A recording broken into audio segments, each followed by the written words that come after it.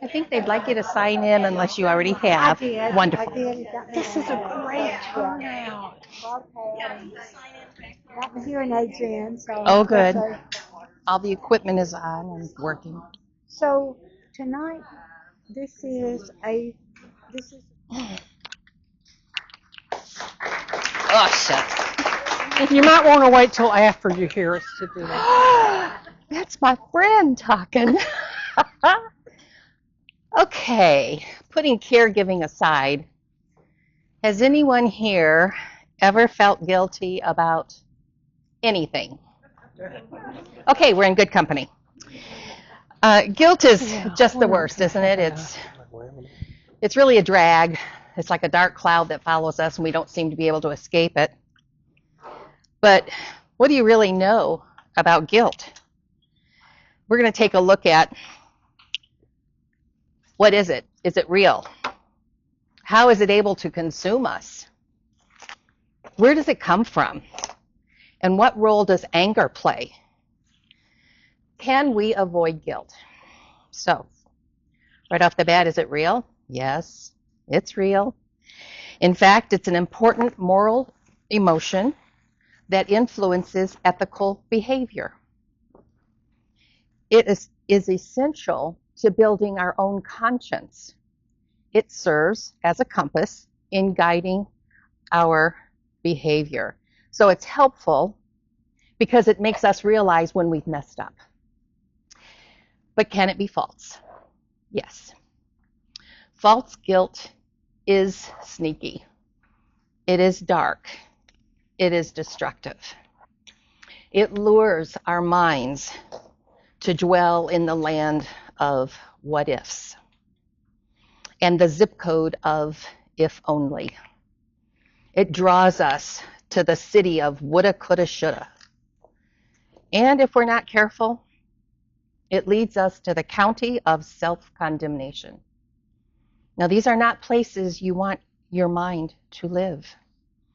They represent dead-end, destructive thinking, and they leave no room for adjustments in our perspectives. So, how is it able to consume us?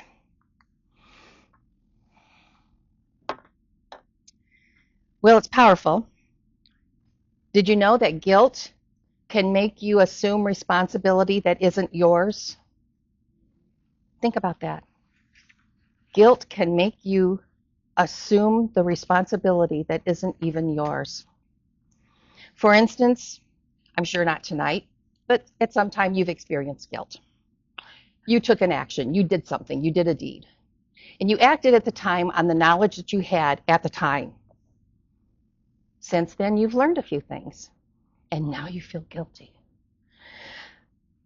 If you are experiencing guilt by the use of hindsight, 20/20 vision, that isn't valid guilt. That isn't valid guilt, and you must release it. Not all guilt deserves our attention. When you get tricked into assuming invalid guilt, you can get stuck. And holding on to it, it actually becomes self-punishment rather than an opportunity for growth. Many of us were raised to absorb someone else's disappointment as our fault.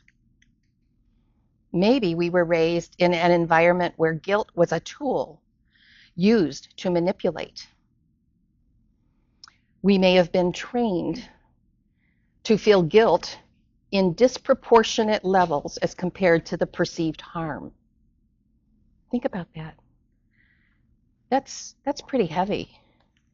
So when we consider that false guilt is dark, destructive, sneaky, that it can make you assume responsibility that isn't yours, in essence, it is invalid guilt, that we do not have to pay attention to that guilt. When we consider all of that and our upbringing, now, can we not change and adjust our perspective on guilt? We can. Doesn't it put it in a different light for you? It did for me. Guilt is useful if it prompts an improved behavior, and guilt is harmful when it becomes self-punishment. So where did the guilt come from? Well, as caregivers, we're prone to second-guessing ourselves, holding ourselves to impractical standards. We strive constantly for AAA+++ care when B care would be really good. And we have feelings of being insufficient and ineffective. And wow, isn't that a fertile ground for guilt to thrive? Are we perfectionists? Probably. Or do we suffer from a planning fallacy? This is what the psychologists call it, a planning fallacy, or a optimism bias. I'm not going to get real clinical on you. That's it. Or any other cognitive distortion that can cause us to overestimate our ability to get stuff done. I've lived there. We expect ourselves to be just a super friend, a supportive partner, the best parent, and a super grandparent, all while assuming the household chores that your loved one can no longer participate in, and the responsibilities of caring for them. Guess what? All that, it's just not possible. But when we convince ourselves that it is, and if we fail or fall behind in just one category, the guilt creeps in. And oh, if you're a high achiever, it's worse. So, what role does anger play? Frustration, anger, and fatigue can foster guilt, trying to deal with repetitive questions, repetitive behaviors, needing a break just to be able to step away. These can create anger, and then we feel guilty about feeling angry. Our guilt can transition to anger when we start weighing our effort to care for our loved one against the losses we're experiencing. Loss of our perceived meaningful relationship, loss of control over our own time, energies, and dreams, loss of other, whether it's leisure time, downtime, friendships, or relationships. Now, warning, anger breeds resentment and bitterness. While our minds are filled with anxieties, self-doubt, anger, fear, and the guilt over feeling angry, we lose our ability to think constructively. It becomes hard to see the next thing that needs doing. Well, here's a thought.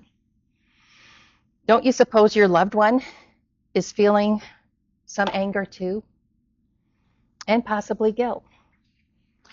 Your loved one is probably plenty angry at the abrupt change in their life, at the loss of their dreams, and at the loss of control over their future. And your loved one may be feeling guilty, thinking, what did I do wrong to bring this on? Now, this would probably only be beneficial to those whose loved one is in the early to mid stages of Alzheimer's or dementia. But if you can focus on being angry at the situation, not your person, at the situation, you may consider sharing these feelings with them, and maybe many of you have. Feelings of confusion. What do we do now? Inadequacy. How do we go forward? Fear about what's coming. This could serve to solidify the partnership, telling them that you're facing it together. And I'll give you another warning. Don't make promises you don't know you can keep. Oh, honey, we'll keep you home. You'll be here. You don't ever have to go anywhere else. You're just going to get all the care you need right here. I'll do everything. It's okay. But do commit that you'll do the best you can with the information you have at the time, and that your loved ones, your safety and care will be met, even if I need to get help to do it. We're going to take care of you. So, can we avoid guilt going forward? If guilt is important, necessary, and unpleasant, how do we deal with it? We must acknowledge it. Go ahead, feel it. It's your emotion. Own it. But using self-reflection, determine why you're feeling guilty. Remember, if it's warranted, if it's valid guilt, you know what to do. Apologize, make amends, and go on. If it's invalid guilt, release it and stop the self-punishment. Here's an idea. We're not going to do this tonight, but I want you to visualize yourself sitting at the breakfast table with a nice steaming cup of coffee or tea and a really thick pad. And you're going to list absolutely everything you're doing for every person in your life that you care for. Let's just take a moment and just take that in. I did say a thick pad of paper. Now just look at that. You're actually amazing when you consider everything that you're doing. And take a moment to feel proud of yourself. Pride is the opposite of guilt. Guilt doesn't let you feel satisfaction of your accomplishment, but pride, being the opposite of guilt, allows you to take that moment and think, oh, I got it done. Phew, check that off the list. In its most authentic form, it allows for that feeling of feeling satisfied with your accomplishments. Adapt your self-talk. What's wrong? Why did I do that? Oh, that was such a bad decision. Any of that sound familiar? Instead, talk to yourself like you talk to the people in your life. Talk to yourself like a mentor. I can see how hard you're working. You're making progress. I believe in you. Practice self-compassion. And that doesn't just happen. It takes real effort and a different perspective on yourself. Think of yourself giving compassion to a loved one or a friend who's telling you about a trouble or a problem that they're experiencing. You are a fountain of compassion because you want to make that person feel better, don't you? So this requires a different perspective on yourself. And we've already changed our perspective on guilt, haven't we? So we can do this. It just requires taking a look at things in a different way. And then examine your expectations. Have you fully integrated, internalized, processed that your loved one is living with Alzheimer's or dementia? Well, you think you have because you're living it every day. But could you still be placing a standard on them that they can no longer achieve? You know that's not the refrigerator, it's the microwave. You don't put things in the microwave that need to be cold. Why did you leave that there? You know I don't like it there. They don't know. They don't get it. So managing guilt isn't about never feeling it again. It's about understanding what it's telling you. So listen to it and then either dispute it or take action upon it. Respond appropriately and knowing when to let go. The landscape of guilt, it's different for everyone, and only you can figure out what that process looks like.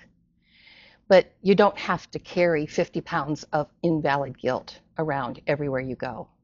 That's exhausting. And it is self-punishment.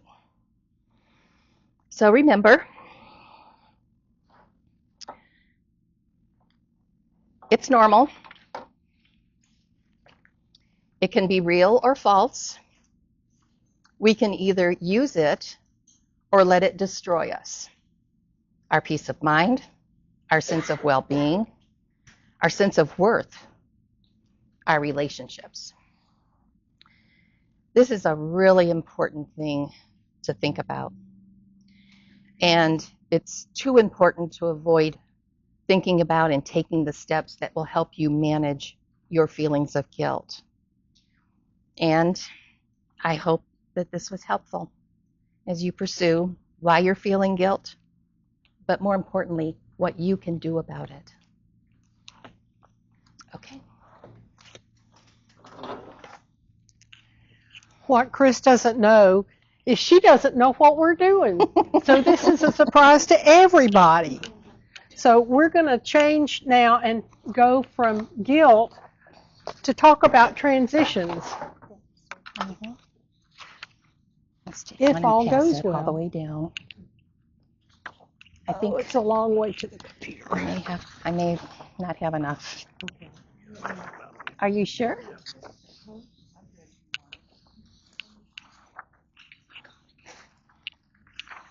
You out? Is that it? Do we have extras anywhere? Well, okay, there's 2. Any extras? We were underprepared with handouts, and I apologize for that. So everybody has probably felt guilt before, but we're going to talk about transitions on the journey. Have you ever been through a tunnel? Who's been through a tunnel? Any kind of tunnel?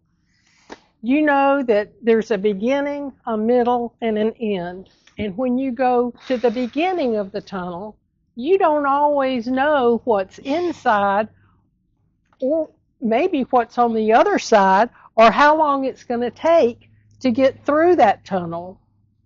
And we compare the caregiving journey or the caregiver's life to a journey. So you and your loved one are unwilling passengers on this journey. It's a journey that's controlled by the disease of Alzheimer's, and the disease is changing the brain of your loved one, so the caregiver with the healthy brain has to be the one to adapt. So we're going to look at tunnels and transitions, and the world that your loved one is living in is changing. Has anybody heard of the planet Alzheimer's? Well, if you haven't, we've got a handout over there that talks about this planet, and your loved one is moving to the planet called Alzheimer's, and it's totally different from the planet that we live on. The reality's different. It's got its own rules. It's got its own language. It has its own behaviors, and it's not going to make sense to you. And if anyone has ever tried to talk with someone who knows a foreign language but doesn't know English, and you know English and you don't know the foreign language, you know that it's not easy. And oftentimes what happens is we're trying to speak to our person in English and they're listening in Alzheimer's, and it just doesn't connect. So a transition tunnel is a change, and it's going to mean letting go of the old, but it also means embracing the new. And there's a land in between those 2 tunnels. For relationships, if your spouse has the disease, your relationship is going to go from partner to caregiver, because the healthy spouse, the spouse with a healthy brain, will eventually have to manage all of the daily activities, the money, the plans, everything that the partner used to do now is going to fall on the caregiver. So there's also a loss of independence, not only for the caregiver, but for the person with the disease. As they become more and more dependent and unable to do the things that they used to do, they're going to turn to you as the caregiver to provide them the safety. There's a loss of conversation because you no longer can communicate. The words are different, but the connection can stay. because you don't necessarily have to understand what someone's saying to be with them, sit beside them, and have a connection and a relationship. Love doesn't disappear. You will continue to love your person, but what happens is an emotional distance comes, and you're going to start to feel, some people call it ambiguous loss, some people call it ambiguous grief, because you're losing your person in front of you. They look the same, but they're not the same on the inside, so they're not going to relate to you the same as they always have. And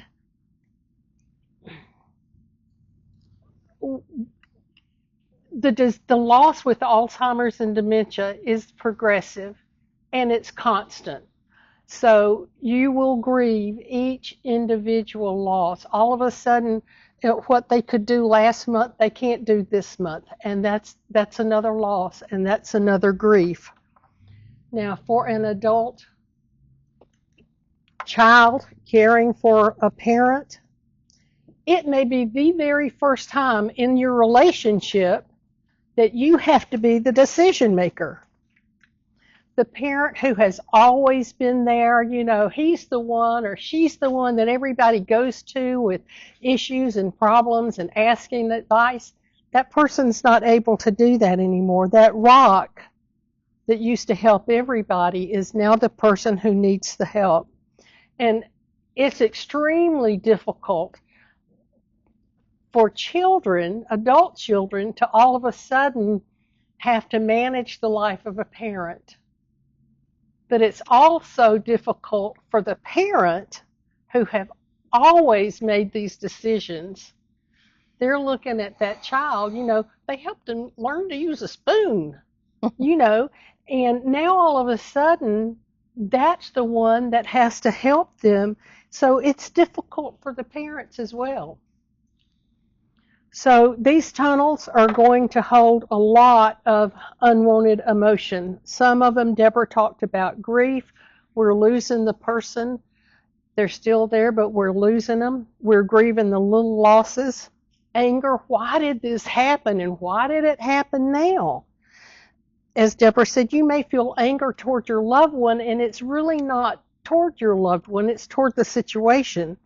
But the hopes and dreams that you had, they're gone. That's a loss, and you're angry about it. Your entire future, if it's your spouse, is different. You've had plans, you've had dreams, and now they're changing.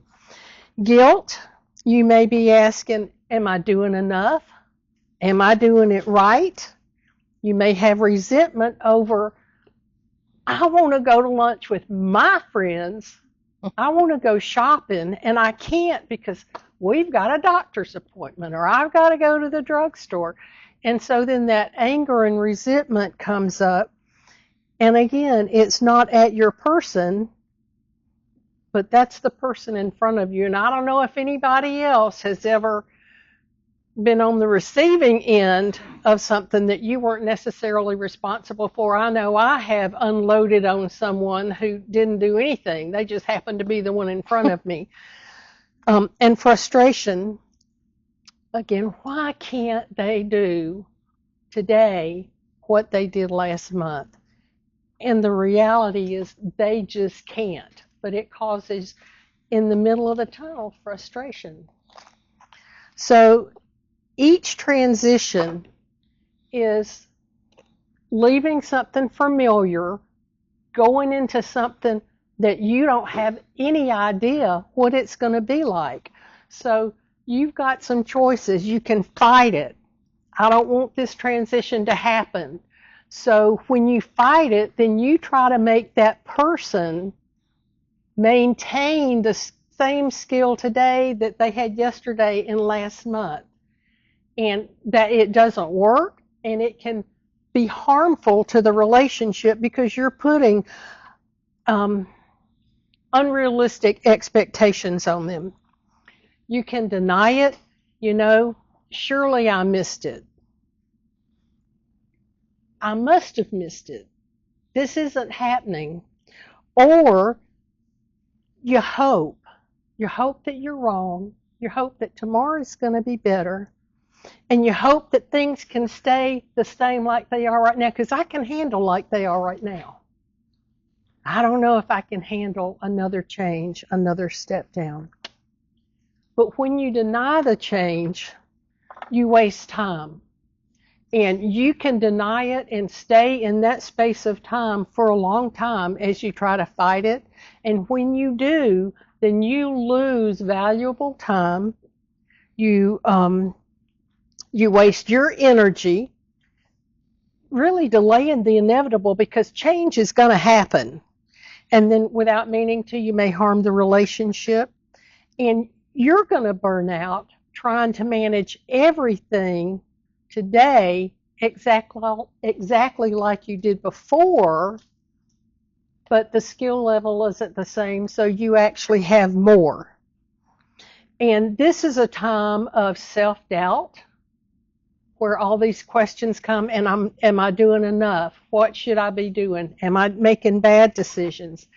And then in the middle, what you can ask is, what has changed?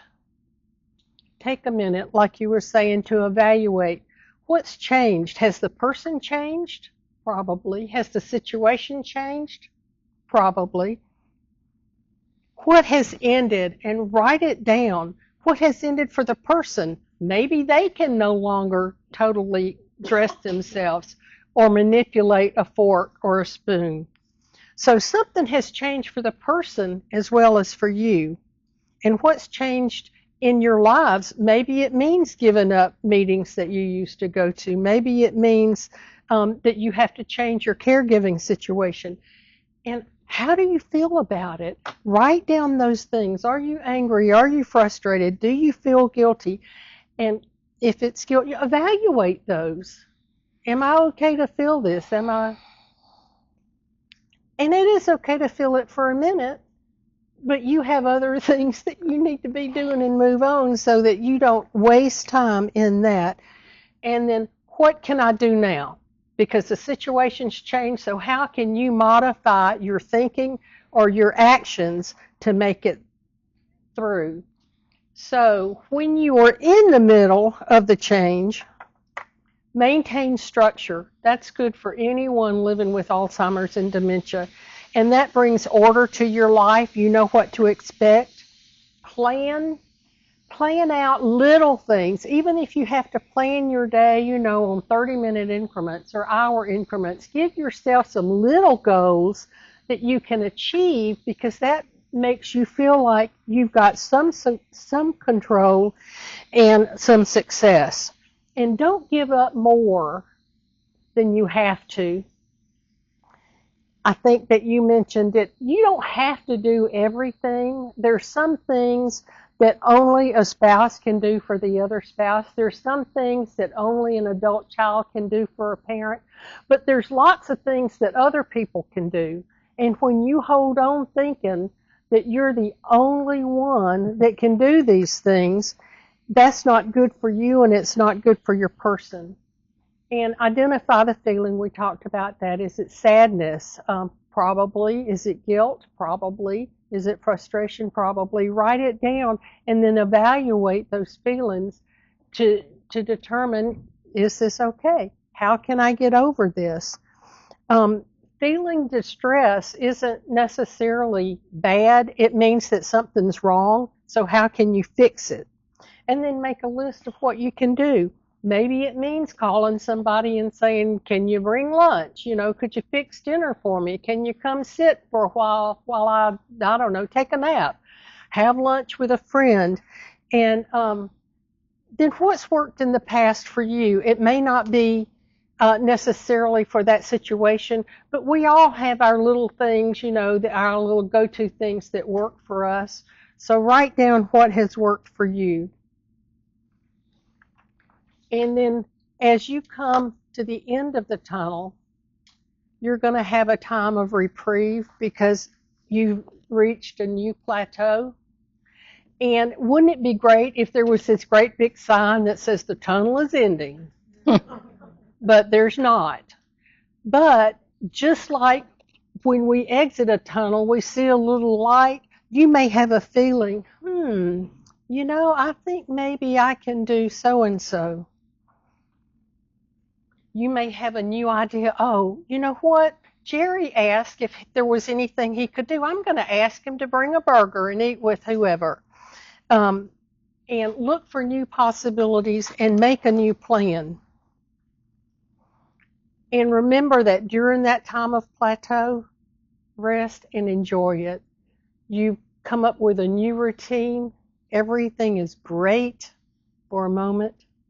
But with just as each new beginning leads to that middle is going to lead to the end. You're going to have a little reprieve, and then you're going to face a new tunnel. So how encouraging is that? But you can do this. And now Deborah's going to talk about sundowning. Has anyone heard of sundowning?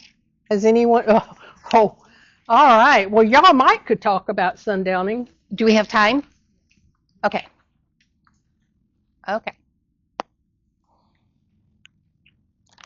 Oh, let's see. I don't think that's it. Oh, I think that is it. Hold on. Holding. Yep. Okay. Let's try that. Did you? Oh. All right, we're going to try this again. Okay. And we're not going to have enough if you would take some and pass it. Are you holding the clicker? I put it. Oh, okay. Surprise change. Thank you. I put it on the table. It's not lost. Oh, I didn't even give you one. I figured it would because she knows sundowning. You know sundowning. Okay. So I didn't see the hands. People know about sundowning. Okay. A lot. Okay, good. So sundowning is the name for a group of behaviors, feelings, thoughts that people who have Alzheimer's or dementia can experience typically as the sun sets. And although these behaviors usually start or get worse around sunset, this delirium can actually happen at any time of the day. Around 20% of people living with Alzheimer's will experience sundowning at some point. And while it's most common in individuals with Alzheimer's, it also occurs in those living with other forms of dementia, such as Lewy body dementia and vascular dementia. Sundown syndrome begins during the middle and later stages of Alzheimer's and usually continues as long as the triggers continue. Now, some experience daily attacks. Others, they're more sporadic. But once they start, they're likely to recur. And while the exact cause is unknown, sundowning is thought to be related to disruptions to the body's internal clock, our circadian rhythm, which regulates our sleep-wake cycles. So changes in lighting can be influential. End-of-day fatigue, yours and theirs, can be influential. And when you've got activities within the day can trigger these symptoms. Say again? Yes, ma'am. Change in lighting, end-of-day fatigue for either yourself or your loved one, and when you have activities within the day. Some of the symptoms include shadowing, which is when your loved one follows you everywhere, or an increased confusion and disorientation. They may have difficulty recognizing really familiar people or places at the end of the day. Agitation and restlessness, like pacing, wandering, rocking, difficulty just sitting down and settling in, sitting calmly. Anxiety and irrational fear, feeling unsettled, worried, or experiencing an unfounded fear. They may show extreme changes in behavior, such as yelling or aggression. Or in apathy, they might exhibit a loss of desire to take part in things that they really enjoy. There are sleep disturbances, difficulty falling and staying asleep, or they might experience very vivid dreams. Irritability and mood swings. They become easily frustrated, angered, or they experience a rapid shift in their emotions, start crying for seemingly no reason. And then there's the hallucinations, seeing or hearing things that just aren't there. So what triggers this? Of course, we talked about the disrupted circadian rhythm, the fatigue. Physical and mental tiredness can contribute to the worsening of symptoms in the evening. Has anybody heard anybody talk about starting out with a handful of spoons and you use up your spoons early in the day? But for the Alzheimer's or dementia patient, they get fewer spoons to start with in the morning, and what they do, seemingly things that we take for granted, dressing, eating breakfast, that can eat up a lot of their spoons. So they spend their spoons early in the day and they have nothing left for in the evening, late afternoon and evening. Let's see here. Changes in lighting. The fading light and increased shadows within the house can cause them to become fearful or confused. Dehydration. It's something that's so simple and basic and we can overlook. Are they drinking enough water? Overstimulation. A busy, noisy, or chaotic environment late in the day can overwhelm your person and exacerbate the symptoms. Maybe they have an unmet need, which could be hunger, thirst, a pain that they can't express. Maybe they're thinking they have not done everything they were supposed to that day, a perceived unmet obligation, a feeling that they need to be doing something to fulfill an obligation that no longer exists, going to work, picking the kids up after school. There could be medication side effects. Some medications can not only contribute to confusion and agitation, but then these symptoms may occur when certain medications are wearing off. So the timing of the medications within the day might have a difference, might have an impact. And then there's mood disorders. Are they suffering from some depression or anxiety? Because those play a role. And how can we manage it? Well, I feel so embarrassed to say this because we say it all the time. Maintain a consistent routine. It's good for your person, and it'll be good for you. Stick to regular schedules for waking up, meals, activities, and bedtime. Minimize napping.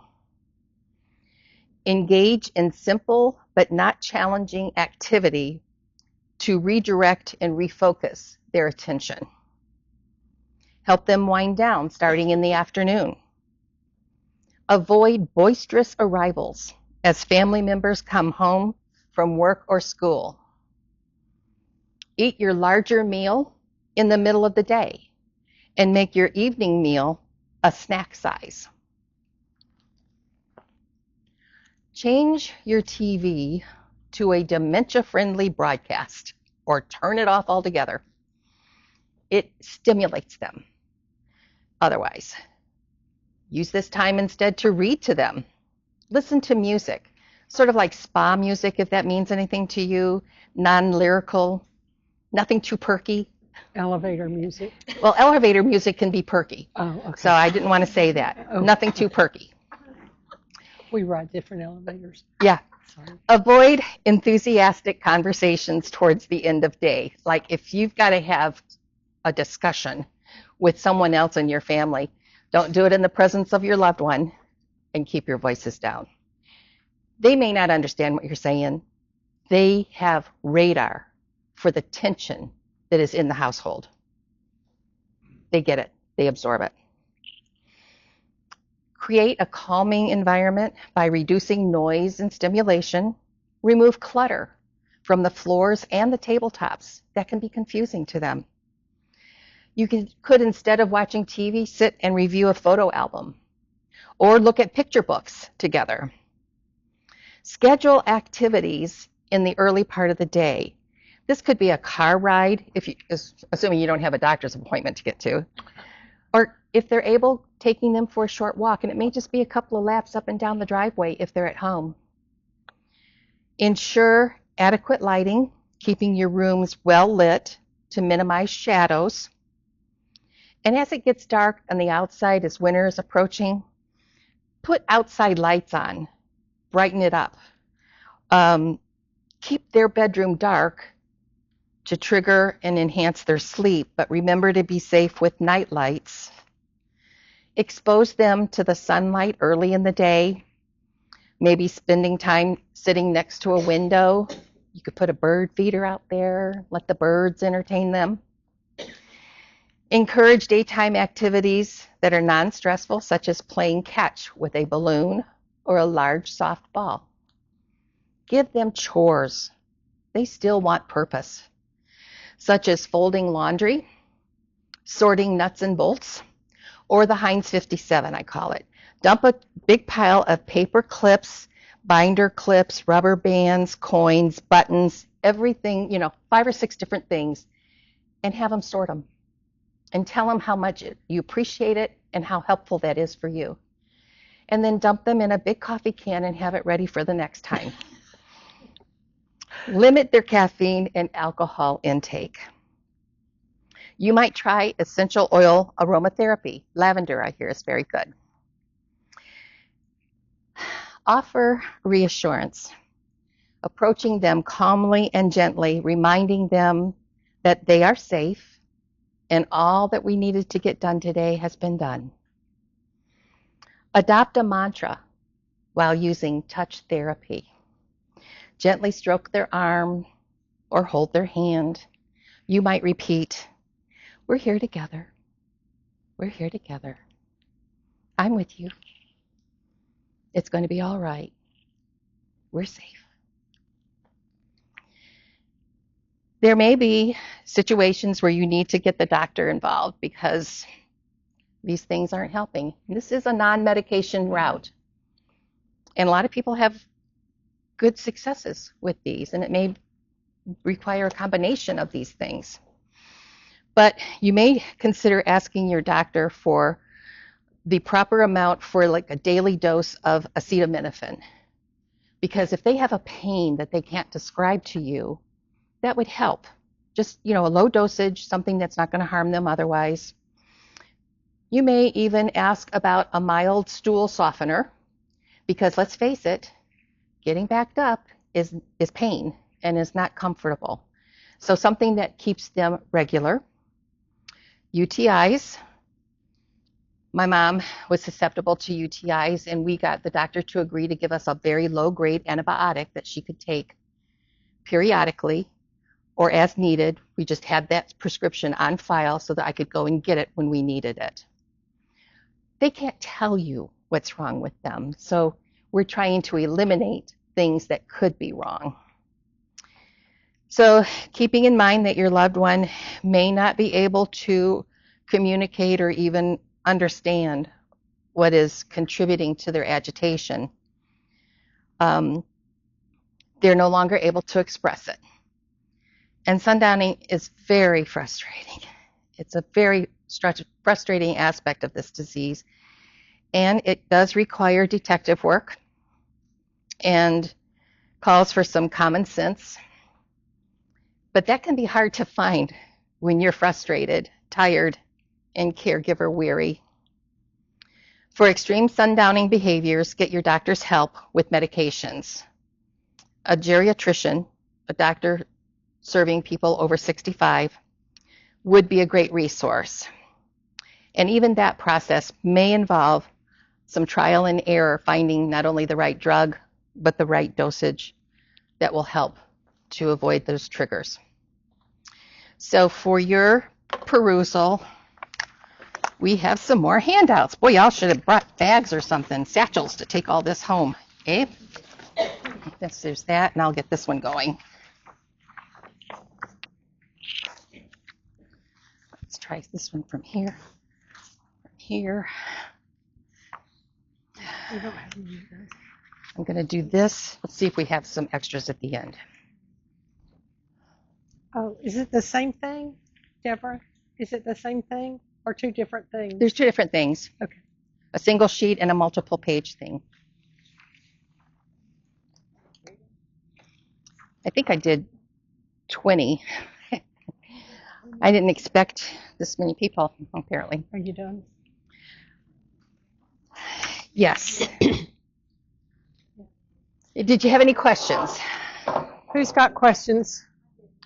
Keeping in mind that we have old ears. In other words, speak loudly. Okay. Dementia TV, what would you suggest? Dementia TV, what would I suggest? Shows about animals in the wild. Animal Planet. There is actually Dementia TV. Memory Lane is an app that you can buy, and it's all dementia friendly. And they have, if your person has a hard time eating or they're not hungry or something, then you put on the cooking shows before a meal, and then in the afternoon they have programs that will help bring down. It's all no plot. Anything that has a plot is not good. Anything that doesn't have a plot, well, except for, you don't want to watch the news and some... Right, no news. Nothing that's, And it's called Memory Lane. Memory Lane. Memory Lane is one of them. There's all kind. If you Google it, you're going to get more ads than you can imagine. But yeah. The Roku channel has The what? Roku channel. Yeah. Has Gardening with Monty Don, and he talks really soft. So and it's just beautiful gardens, and there's no plot. It's just pretty things to look at, and he has this wonderful soft voice. So for Scott's benefit, Roku channel, a gardening show. It's called Gardening with Monty Don. I think he's on YouTube also. Gardening with Monty Don. It's just real. So anything that doesn't require following a plot, but it's nice to look at. Or, maybe some of the music channels that have scenes that go along with the music, something that is calming. What else? No, good. Did we confuse you, or you just don't know what to ask? You covered a lot. We can confuse you. I love having these because sometimes I hear you, but then I forget. Good. So you don't want to forget about guilt. You don't have to carry it. It can be valid or invalid. You don't want to forget about tunnels. But I know that's There's a beginning, a middle, and an end. You end, not with a presentation. So the city of transition is the worst place to live, and that's where everybody is for a lot of the disease. But there's light at the end of the tunnel. And then sundowning. There are ways to manage it. You might try the non-drug route first, a combination of things, but that is available to you. And get your doctor involved if it's just creating a bald spot back here where you're pulling your hair out because you can't find the solution on your own. Anything else? Great. Good. Y'all just thought we were done. Oh, my, okay. Dee Dee, we're going to do one more. I just got approval. Okay. And this is going to be real fast. When I say real fast, there's only so many minutes in a caregiver meeting. And so if me and the mouse in my pocket, if I confuse you, that's not necessarily a bad thing. because it means Those were that you her- need to go her to your slides. lawyer or attorney or somebody to find out the questions. Did you But get we're this? going to talk about documents that you That need was to her have talk in about place. Okay, fine. And really, this is everybody. Oh, Yes, wait, ma'am. I need my notes. And we're going to look at 3 different areas: medical, financial, and easy to find information. Extra? No, we need one. So under Oh. medical, everybody needs an advance directive. Chris had handed some out at some point. You can go on the internet and just Google Georgia Advance Directive. You can print down the form and it's just fill in the blank. And that takes the place of a living will and a healthcare proxy. It's going to go briefly over a DNR and a DNI and what HIPAA is. Does anybody, y'all know HIPAA, right? Yeah, okay, so a living will outlines the type of care that you want if you can't take care of yourself, if you can't make the decisions. The healthcare proxy names the decision maker. So the person who says this is what she wants, if she can't speak for herself, is the healthcare proxy. But the Georgia Advance Directive encompasses both of those. And that's really what you need so that you don't have to have 2 different forms. You need one because if you don't have one, it can delay treatment. The doctors don't know who to go to ask the questions if you can't make the decision. And without it, Georgia law is going to determine who makes the decision for you. And that means that the person that the court appoints may not be the person that you want making the decision. Because the court, there's a hierarchy, it kind of stays in the family, spouse, adult children, there's a whole thing. But maybe you want your best friend to make the decision. The court's not going to name the best friend, so if you don't name them, you want to be able to name the person. And that form normally covers CPR, breathing tubes, ventilators, feeding tubes, and palliative care. Y'all know what CPR is. It's not like what you see on TV where they give, 3 little pushes and the person revives. CPR is extremely difficult on your body. It can break bones, and especially if you are an older person. So you just kind of need to know, is that something that you want? Is that something that you want for your mom or your dad? Just talk it over. And then the ventilator, the breathing machine, really, is that something that you want? Maybe, but maybe not, because all of these things up here, the feeding tube, the CPR, that's hard on the body. The feeding tube is a surgical procedure, and then there was a whole program here a while back on palliative and hospice, and we won't go over that. Yes? It can, but it can be a surgical procedure directly into the stomach.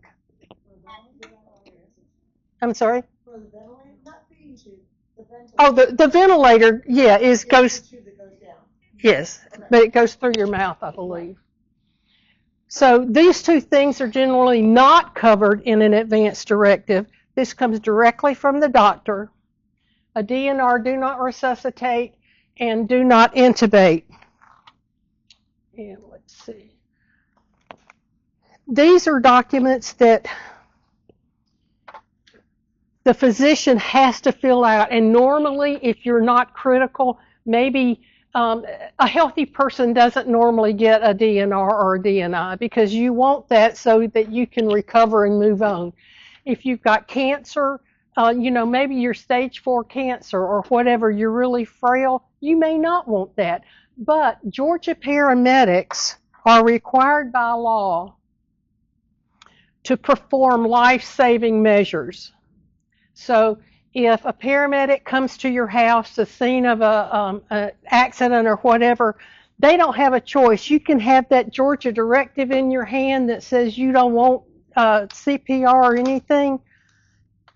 Georgia says you're going to get it unless you have that particular piece of paper, the DNR or the PLOSP, physician ordered life sustaining treatment, I think.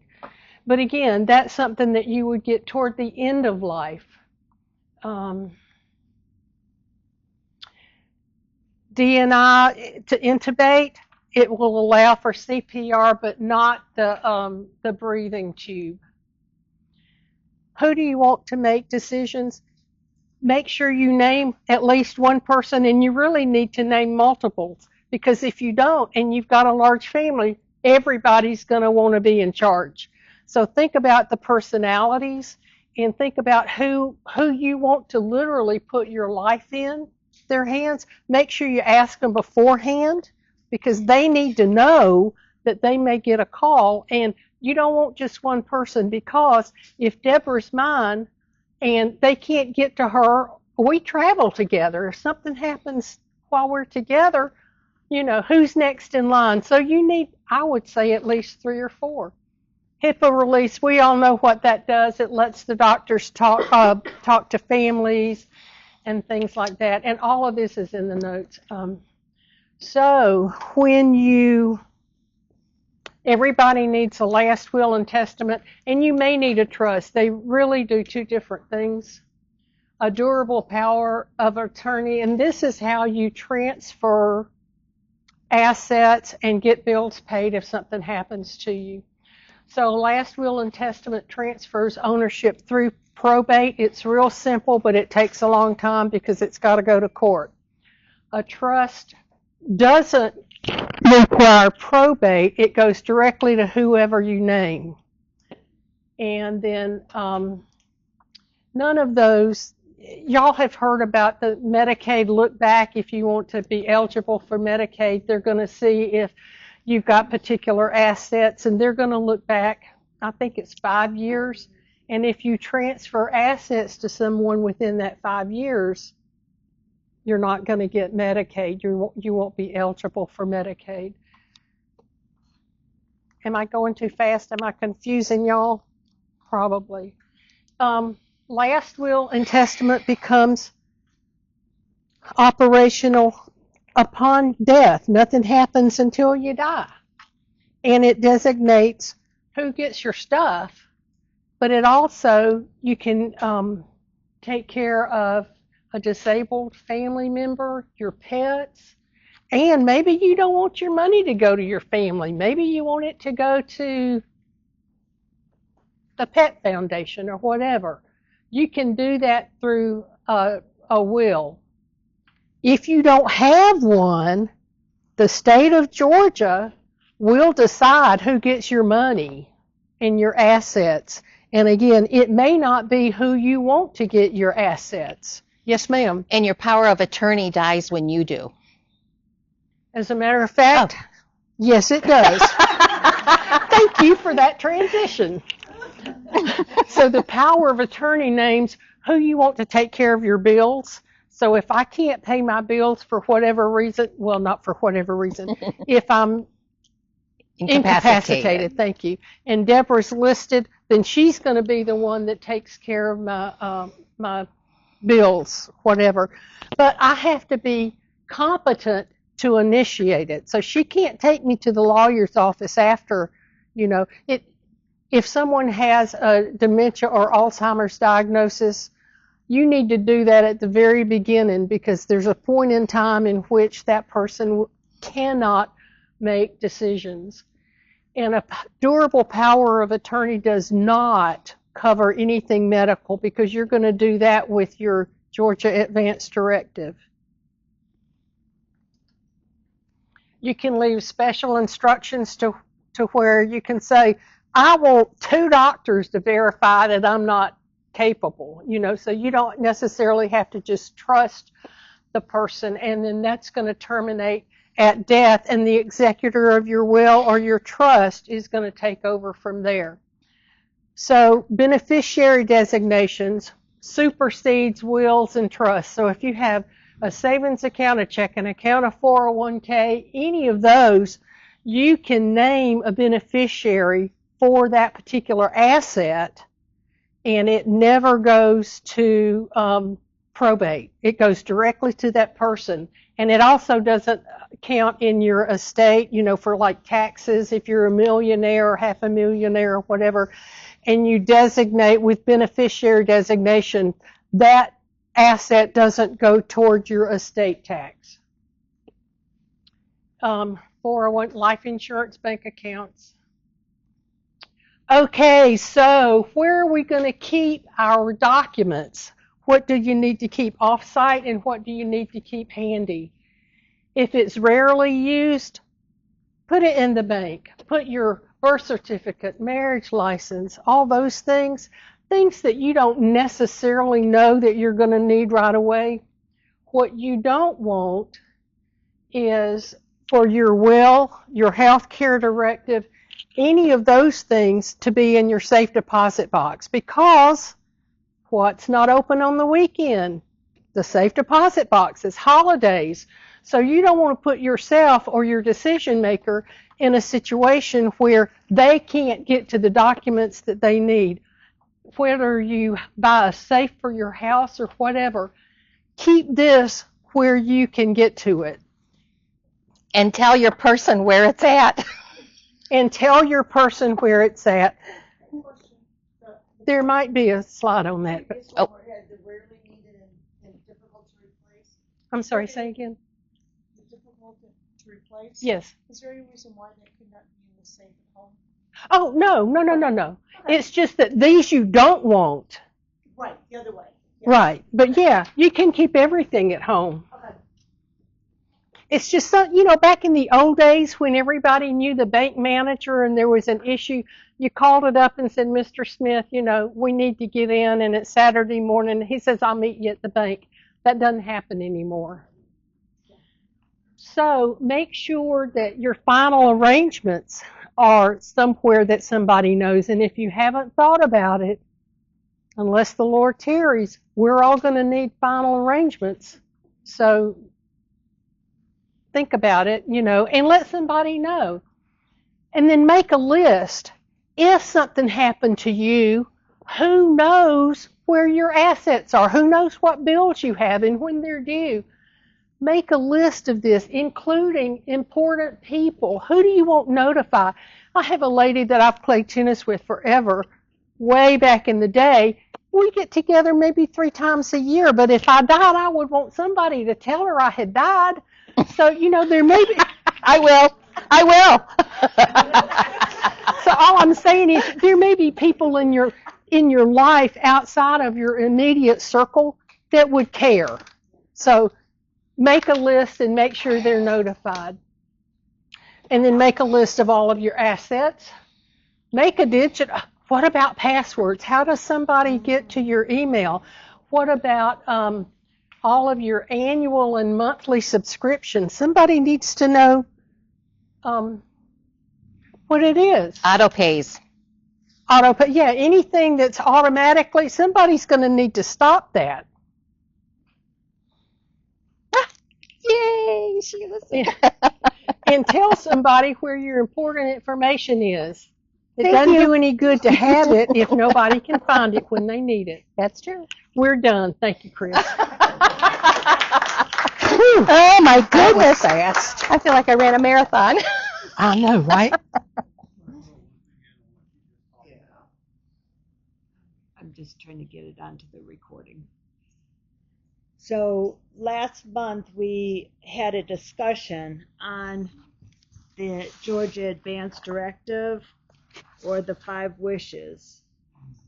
We did make copies and shorter copies than what the actual form is, but you can get it online. Just Google it and download it, print it out, make copies after you've filled it out. It's easy to fill out. There's 20 pages to different questions and all that type of thing to help you fill one or the other out. Make copies, talk to your loved ones, like Dianne brought out. Talk to your loved ones about it. They might not agree with your decision, on how you want to go about it, but they know of your decision and how you want it performed. I would say, though, definitely try and win them onto your side, because if it comes to push to shove at a hospital, they might override talking with the doctor, even though you have this form. So make sure that they're on board, that these are your wishes, and have a frank conversation, please. Don't tell them everything's taken care of and I've got it in a form and here's all you need to know.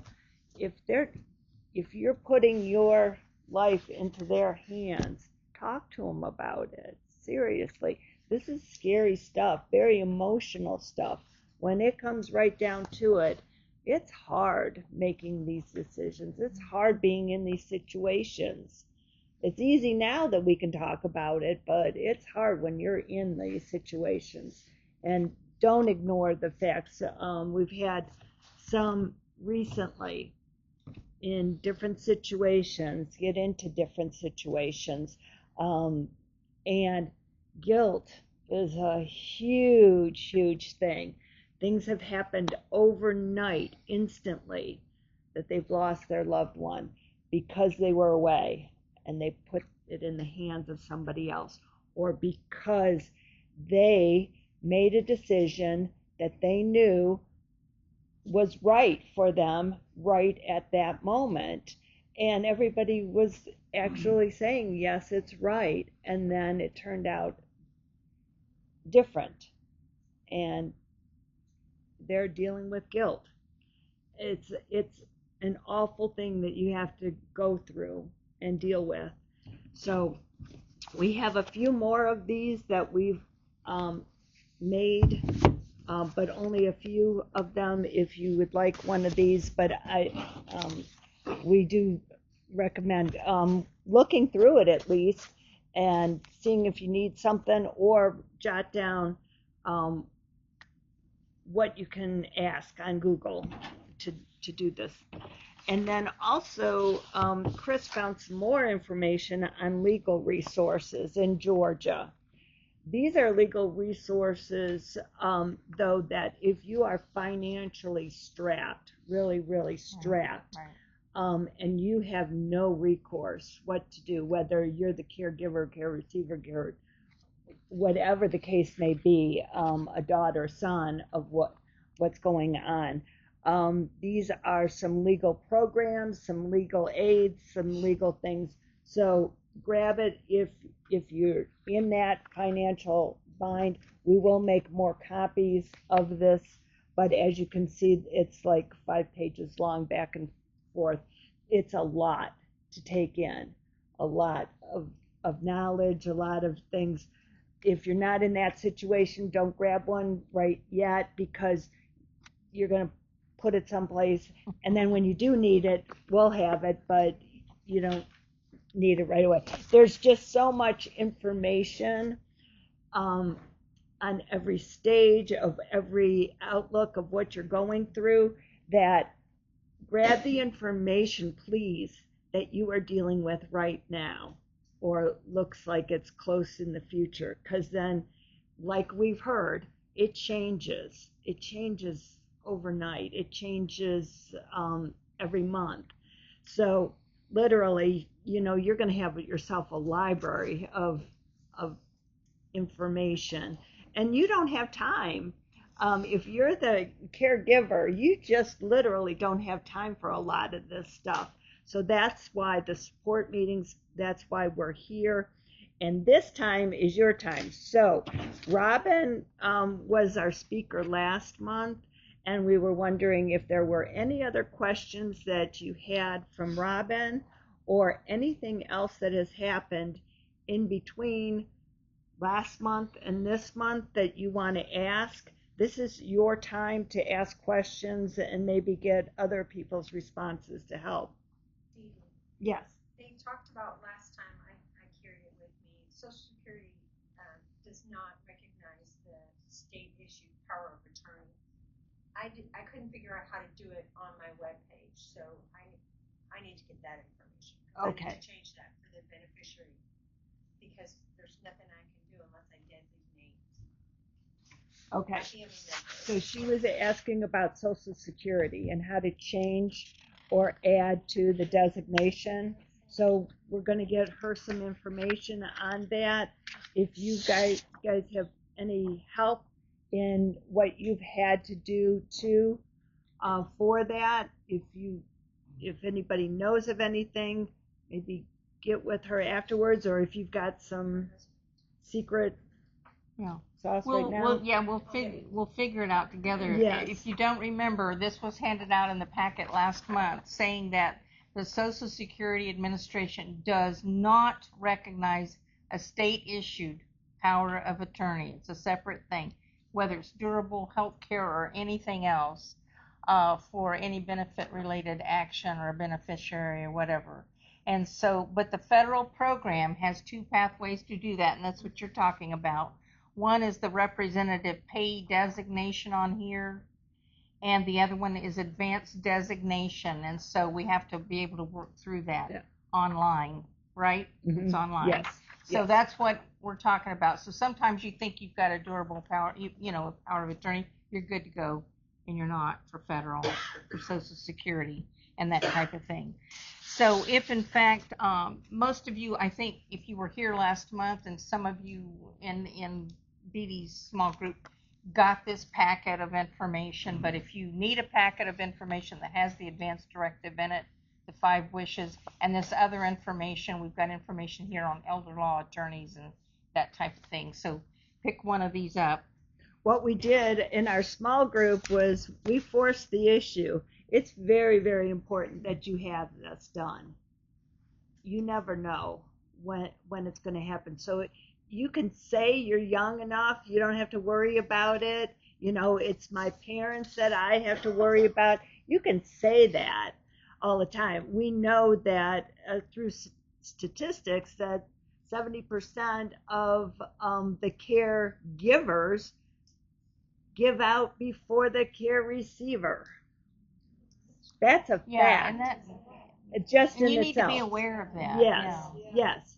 So take care of yourself too. So I know that you take care of that care receiver, and you take it to the doctors, and you're focused on them, and they are your time-consuming person that you have to take care of. But really, you're falling apart, and you need to take at least a moment and fill out this form. And people say that, well, it's taking away my rights. You're giving it to the state. Yeah. You are giving it, you're giving your rights away to the state, who you don't really want ever to have that control. So take that power and do it. I don't know what the thought process is. I don't want to talk about it. I don't want to think about it. It's no longer, we all die, whether it be a sudden death or a long, prolonged death, we are all die. This directive too does not change. It is legal in Georgia, so it does not change. It is the best form to have filled out for any of the things. Now, I would recommend you take literally a half-hour appointment with a lawyer, and the right lawyer, but they will take time, and you tell them your situation, whatever the situation is, even if you have no situation other than you own a home, you don't own a home, you own a car, you don't own a car, you tell them all of things of what your world is all about.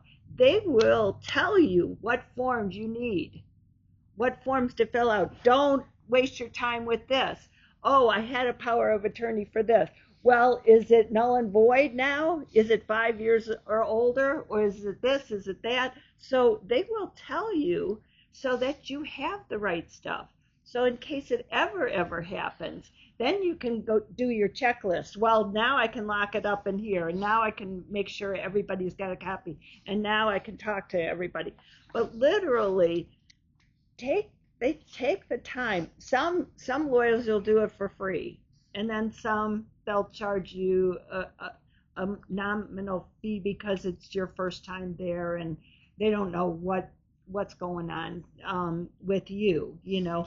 But they're there to help, and whatever it may be, it's life-saving. Yeah.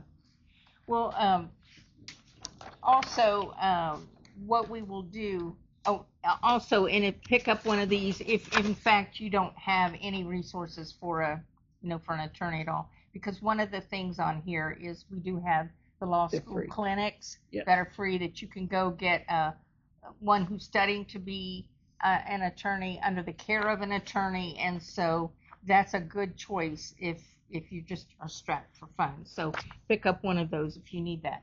Also, next month, Sue Reagan has done some research, and she ordered something called a knock box.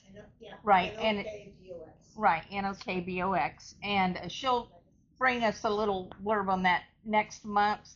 And there are like all these categories will be covered. So I know you've had a lot of input of information tonight, and we apologize, but we don't apologize. We're sorry, we're not sorry, because seriously, because this is stuff that we all need to do, and procrastination will be our worst enemy when it comes to the end of the day, and there will be an end of the day. So, Yes. So anyway, With so many people here too, I just want to let you know, please fill out one of these cards for your loved ones if you haven't yet. We can put this information in the database. It is so vital to have this information about your loved one, and one about you too, the caregiver, this for you.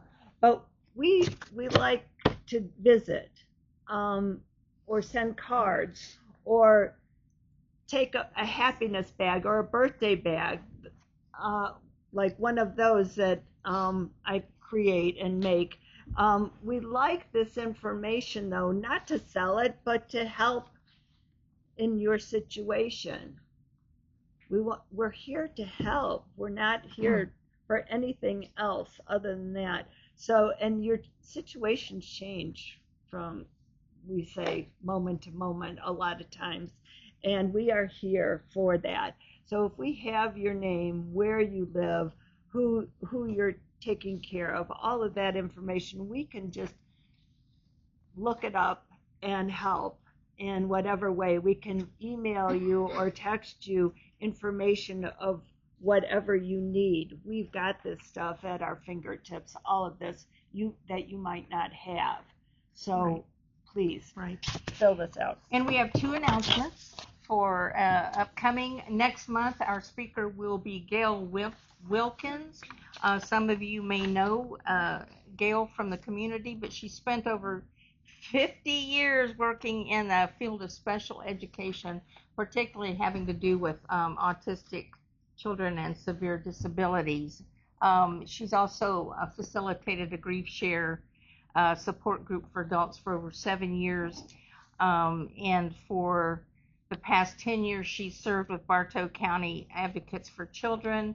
And she's also cared for her mother, who had stroke-related dementia and dementia-related psychosis. So she comes and brings to us a plethora of information. You also may remember her as the wife of a Baptist minister, Stan Wilkins, who was affiliated with Cartersville Baptist Church. So she'll be with us next month. Also, upcoming on Saturday, August the 8th, I think that she's handing out invitations now. We are going to have an all volunteers meeting for Silver Care right here in the Kids Theater on August the 8th at 10 o'clock to 11:30. Now, I know that you as caregivers are totally busy and don't have time to add another thing, but you may have friends or acquaintances or family or someone who'd like to help in some way with the elderly community. So I will be sending out to you probably on a text or something, but here are the invitations coming out to you. So I just want you to be aware of that we've got that upcoming Saturday, August the 8th from 10 to 11:30. And so now, as far as self-care, we're coming in on 7 o'clock and it's time, but as far as self-care, we have a couple things. First of all, we have this library over here, and we've got some great books on stages and all kinds of things, and we would love to have time to go through them, but we don't, but you can peruse these books. But also, if any of you folks need for your care receiver, any equipment, wheelchairs, bathroom products, anything, let us know. We've got some resources that we can send your way, so please talk to us about that. And then last of all, I would like for you to know that we have a repair and maintenance unit here. We just want to bring it up to you to let you know that if you as a caregiver, right, if you have any things in your home that need repair, we're not talking about a full, home remodel or a kitchen remodel, but if you've got a deck, or you've got a porch, or you've got something, you've got smoke alarms, light bulbs, anything that you need help with, and you need somebody to come in and help you, please see us. We have of men standing by to come and help you. And grass cutting or any routine maintenance, we're more than happy to come in and help. It takes the burden off you guys. Yes. We've got enough things going on. And we've taught how to do circuit boards, circuit breakers, simple little things. Sometimes all you realize, I don't know how to do that. Yeah. Ask, we will help. And so we have groups of men in 2 or 3 churches in our community that have offered to do that, and they would love to do that. And just talk to us, and we'll see what we can do. We'll send someone out. Okay? So it's a lot of information, but we need each other, right? So is there a charge for that handyman work? 6 o'clock. We charge a rate about 1 cent for every 24 hours. Okay. Yeah. I just wanted to get it out there. Absolutely. That's for a crew of 10. Oh. That's absolutely. There is no charge. There is no charge. And next month our meetings will begin at 6 p.m. instead of 5:30, hopefully to give you a break. And so as we do each time, we end with a prayer, the serenity prayer that's on the bottom of your agenda today, and let's all say that together. God, grant me the serenity to accept the things I cannot change, courage to change the things I can, and wisdom to know the difference. As in Espanol, what is it? Vaya con Dios. Go with God, right? Go with God. Thank you so much.